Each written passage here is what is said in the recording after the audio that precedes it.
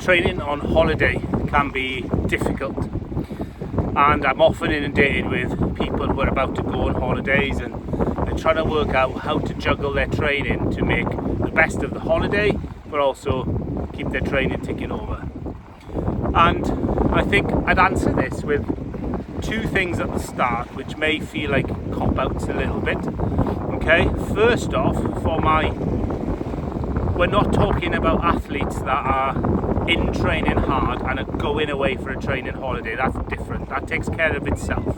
What we're really chatting to is about people who aren't in peak phases of training and are probably going more on family holidays or breaks where these are relaxation periods where training isn't the priority, but they don't want it to suddenly fall off. So we'll exclude them. And then secondly, what I would often say is when I'm dealing with athletes, I try to factor in their training plan around the holiday, pre and post, which dissipates the pressure on the week or fortnight or whatever they're away for. So we front load our training plan so that we use holiday as recovery, and therefore it can be lighter touch training, perhaps rest for some people, which is well earned and happy.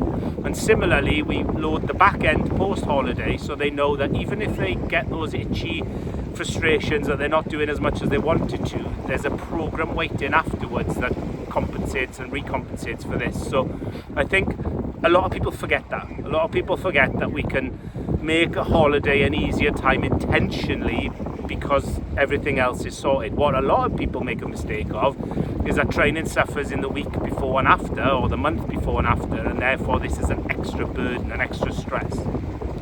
Now let's assume that that's taken care of and we're not in heavy training and it is just a case of we're going away and we want to tick over and do something. Then pre-planning your holiday sometimes works, okay? Thinking about where you're going for facilities. We're currently away in Bulgaria. We're really lucky there's a relatively good gym in the hotel.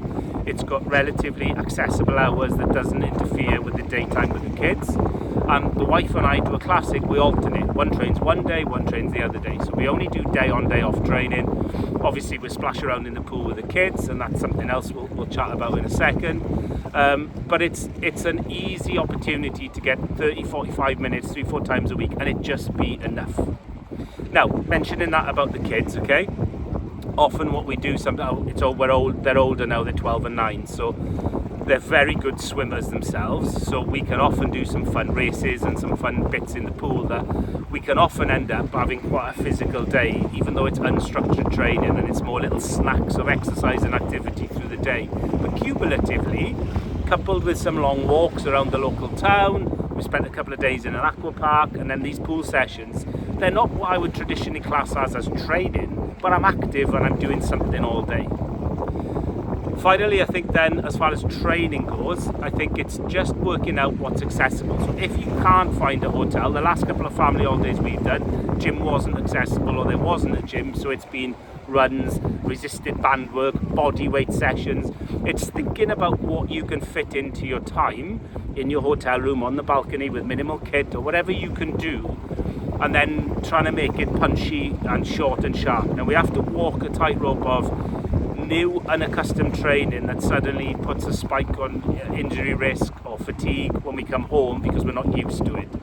But I had an athlete who travelled to Antarctica for a marathon, was on a boat for an extended period of time, and we did a very sort of body weight bias strength session. Not perfect, but enough to tick over.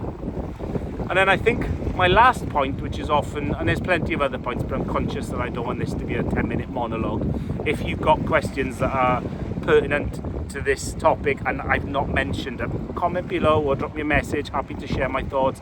I've myself, obviously, as a case study of going away, but also I coach hundreds of athletes over the years. Some are single, some are married, some have kids, some don't, and we found ways together over the years to make it work. So got quite a lot of experience in negotiating these problems with people, so get in touch or comment below. But my final thing I've mentioned, which I think is something that we really overlook, is trying to address the things on holidays that potentially cause the frustration about training, and we then knee-jerk about our training. So for example, if you're on an all-inclusive holiday, I know it's nice to indulge and I know it's nice to enjoy ourselves, but going crazy with too much drinking, too much eating can just lay that pressure on, oh, I should do something else, and not having an easy detrain week, deload week, or just the 2 or 3 sessions you wanted to do become a bit of an issue. So consciously think about not spoiling your fun, but is there other self-control mechanisms I can put in place that mitigate some of the stress of not training as much? And then one afterthought, which I'll just throw in again, thinking about it, is giving yourself a menu of training. So I've got an athlete who's away on holiday right now, and I basically said to them, here's about 6 sessions. If you did anywhere from 2 to 4 of those, you'll be enough. Doesn't matter which ones you do, doesn't matter which ones you do it per day. So we have organisation, but we don't have structure.